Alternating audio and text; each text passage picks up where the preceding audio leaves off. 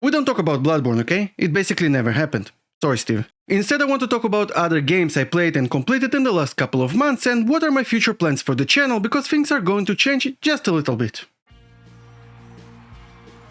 I actually wrote a whole review for Life is Strange New Colors, but never finished the video, and it's not because I didn't enjoy the game, because I do think that it's pretty solid. Our protagonist Alex Chen moves to a small Colorado mining town to reunite with her brother, and because it is a Life is Strange game, she has a special ability that allows her to feel other people's emotions, and I have to say, it was implemented very well into the gameplay.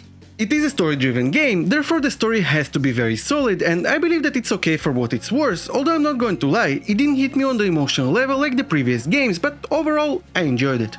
The Platinum Trophy is very straightforward. I got it about 15 minutes after completing my blind playthrough, so I can confidently say that you can and should just enjoy the story first, if you decide to play it. I think that this game is a very solid choice if you like story-driven games and you enjoyed Life is Strange 1 and 2.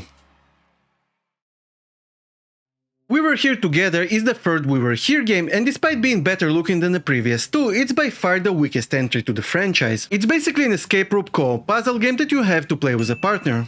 I found the puzzles to be very annoying as the game fails to communicate what it wants you to do, and because I played it without a guide, it was even frustrating at times. Now don't get me wrong, it's a puzzle game, the solutions shouldn't be obvious, but I feel like you still need to know what you're looking for, like it was in the previous games, instead of just wandering around aimlessly. Now, full disclosure, I don't have the Platinum Trophy in this game just yet, as I am waiting for my friends so we can finish it together, but at this point I'm just missing having to replay a couple of chapters and I'm done. I would recommend it only if you really enjoy puzzle games or you want a quick platinum and don't mind playing with a guide.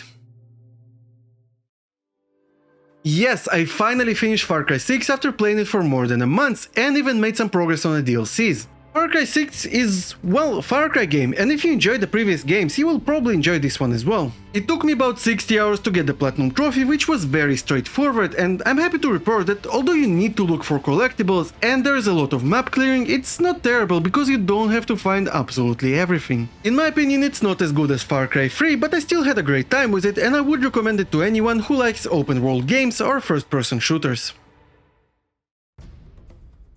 I did it, I finally cleaned up the Uncharted trilogy to 100%, which consisted of beating all the games on brutal difficulty and completing the speedruns. Those who have been watching my content for a while know that I really love speedrunning trophies, but the brutal difficulty was, well, brutal.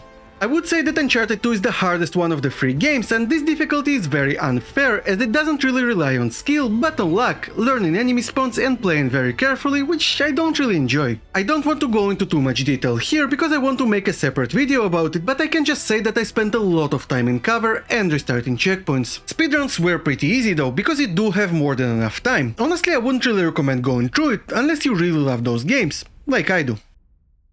First of all, we gained 7 new channel members in the last months and I really wanted to say thank you guys because I do really appreciate it.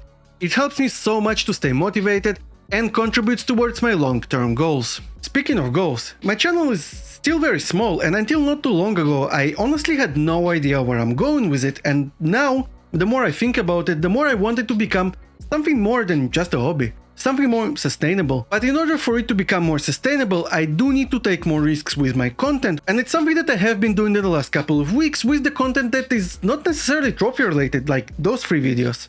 Now, don't get me wrong, I'm still very passionate about trophy hunting, so it's not like I'm gonna stop making those types of videos, and I still have a ton of ideas I want to do. But the point is, I will be mixing up those trophy videos with some more broad topics as well, and I really hope that you're gonna be enjoying them too. I wanted to say thank you again for the support, and I really hope that you will give me a chance despite the upcoming changes.